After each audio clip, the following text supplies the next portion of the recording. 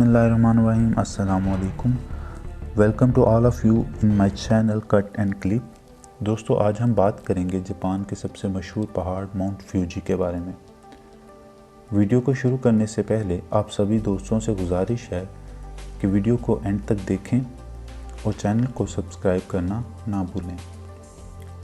Mount Fuji Japan का सबसे ऊंचा पहाड़ है जिसकी लंबाई 12,388 फीट है। ये जापान के ज़िला शिजुका और ज़िला मायानाशी के दरमियानी सरहद पर वाक़या है। जिस दिन मौसम साफ़ होता है इसे टोक्यो और योकोहामा से देखा जा सकता है। ये बहरुल काहिल में वाक़या मरकज़ी होन्शु के साहिल से भी करीब है। माउंट फ्यूजी के आसपास 3 छोटे छोटे शहर भी आबाद हैं, यानी मशरक़ में गोटेम्बा, शुमाल में फूजी योशिदा और जनूब में फ्यूजी योनीमिया मौजूद हैं।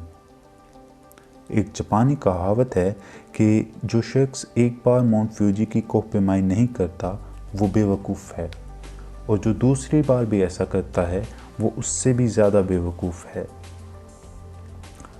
माउंट फ्यूजी की मखरूती शक्ल इसे बहुत ज़्यादा जाज़िब नज़र बनाती है और इसे जापान की शनाख्त और पहचान समझा जाता है। कैमरे की तस्वीर और मुसव्वरी में इसे कसरत से पेश किया जाता है। जापानी मुसव्वरी में इसकी तस्वीर कशी कई बार की गई है, जिसमें होकोसाई नाम के मुसव्वर की तस्वीर 36 व्यूज़ ऑफ माउंट फ्यूजी को शाहकार समझा जाता है। तारीख़ी नुक्ता नज़र से इसका तज़किरा जापानी अदब में कसरत से मिलता है और ये कई नज़मों का भी मौजू रहा है। ये बात हैरानकुन नहीं कि इस खूबसूरत पहाड़ को एक मुक़द्दस चीज़ समझकर पूजा जाता है और ये मुसव्वरों के साथ साथ बाकी अवाम में भी बेहद मकबूल है। यहाँ सियाह या कोह पमा भी बड़ी तादाद में आते हैं और आज इसे सियाहत का एक मकबूल मुकाम और कोह पैमाई के लिए एक मामूल की मंजिल समझा जाता है। इस आतिशफ़िशां को अब तक मुतहर्रिक समझा जाता है, अगरचे इसमें नई सरगर्मियों का इम्कान बहुत कम है और एक नज़रिए के मुताबिक अब ये सर्द हो चुका है।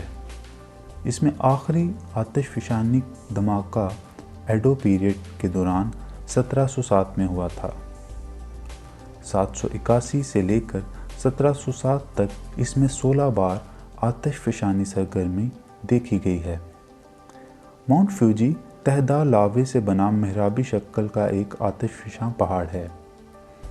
माउंट फ्यूजी से कई तोहमात भी वाबस्ता हैं, इसलिए ख़वातीन का इस पर चढ़ना मना है। अगर आप सभी दोस्तों को ये वीडियो पसंद आई हो तो प्लीज़ लाइक, शेयर और कमेंट करना ना भूलें। शुक्रिया।